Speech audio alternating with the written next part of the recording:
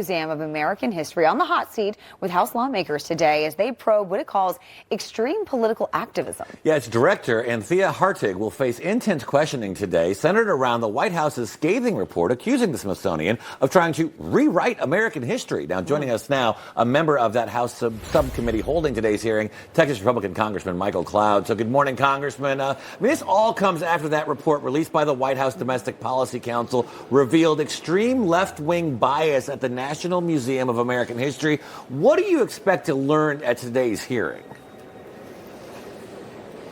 Well, hopefully we'll find out the why behind the what. It doesn't take anything more than the casual observer to walk through the museum and see this isn't your father's or your mother's American History Museum. And it's just as troubling not only what's in there and what you can find, you know, some of the drag shows, questionable books for kids, some very explicit, but also what's missing. You know, you would think on the 250th anniversary of American history, maybe there would be this huge exhibit on the Declaration of Independence, not to be found. And so it's troubling the direction that this has taken. And of course, you know, you can find tucked away in corners, you know, Jefferson's desk, some of the great treasures of our history. Right. But it's not the thing that you would think it would be for being the history of American, the Museum of American History. Yeah, exactly. And we know the Smithsonian continues to deny any wrongdoing. As its spokesperson says, quote, for more than 180 years, the Smithsonian has served the American public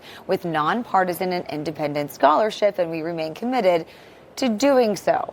Do you believe that? And are there specific things in the Smithsonian right now that concern you and appear biased? I know you mentioned a few, but what are we talking about here? Is the entire thing biased?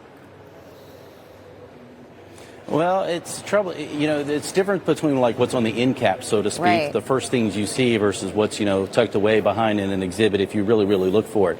You know, I went through the museum recently and I just was like, hey, let me see if I can find anything on John Adams. It was much more difficult than you would think.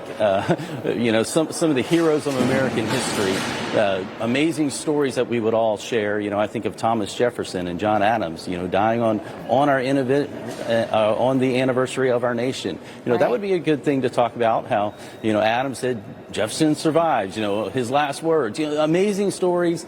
George Washington surviving battle, being shot multiple times, you know, through his coat and 2 horses knocked out. You know, all these amazing stories, you don't find them in the Museum of American History. And the question is where do the American people go if they can't go to their own history museum to find out America's history? Yeah. And so there's a lot, you know, there seems to be a lot focused on, you know, the social juxtapositions of culture and those kind of things over the last 20, 30 years maybe.